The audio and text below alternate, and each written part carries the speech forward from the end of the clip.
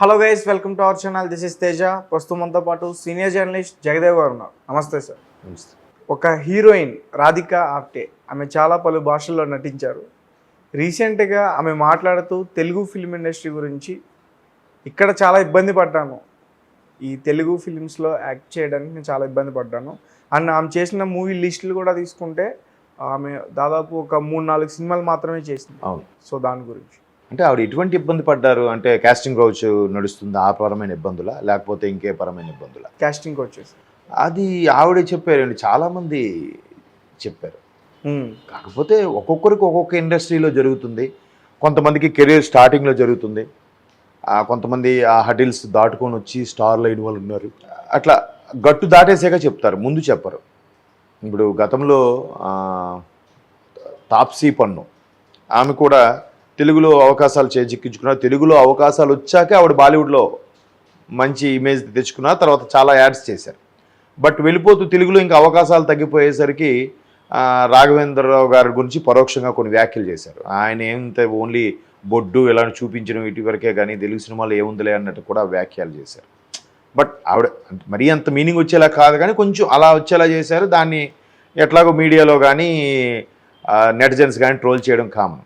So ఇప్పుడు కూడా ఈవిడ ఏంటంటే నాకు తెలిసి లెజెండ్ తర్వాత లైను కొన్ని సినిమాలు ఏవో చేశారు కదా, మంచి లీడ్ రోల్స్ చేశారు.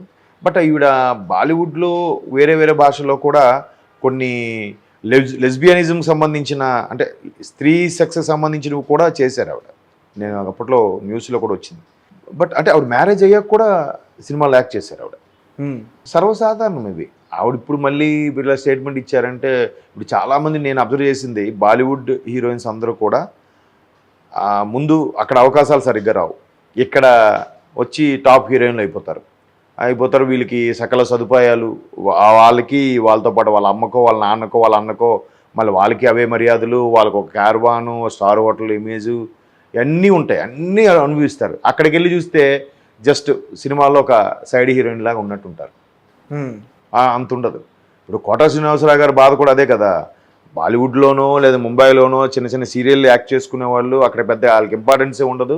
వాడిని తీసుకొచ్చి ఇక్కడ లక్షలు పోసి వాడికి పెద్ద ఏదో మెయిన్ విలన్ చేసేసి ఆడికి అన్ని మర్యాదలు చేస్తారు. మన వాళ్ళు అక్కడికి వెళ్తే మాత్రం అదేం ఉండదు, పట్టించుకోరండి అసలు. ఆయన బాధ అదే.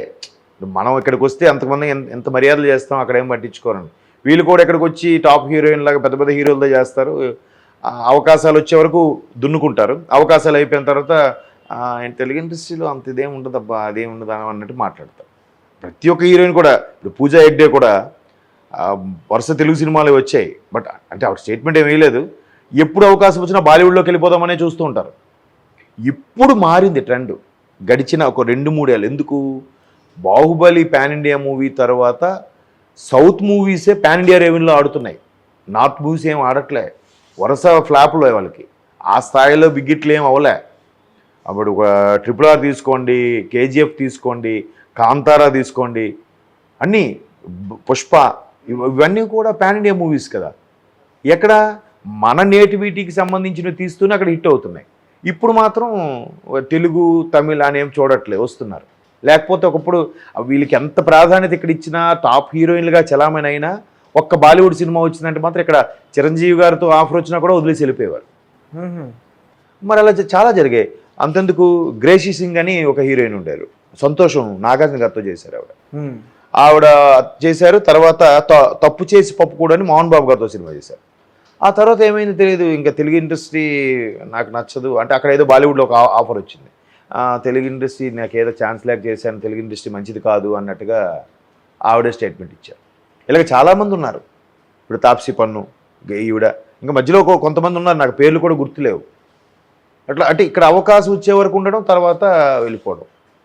అంటే ఏంటంటే బాలీవుడ్ ఒక 10 రాష్ట్రాలు హిందీ మాట్లాడితే నేషనల్ లాంగ్వేజ్ క్రేజ్ వచ్చేస్తుందా? ఇప్పుడు మన సినిమాలు కూడా హిందీలో డబ్ అయిపోతున్నాయి, ప్రతి ఛానల్లో కూడా వస్తున్నాయి, నార్త్ సైడ్ ఛానల్స్లో వస్తున్నాయి.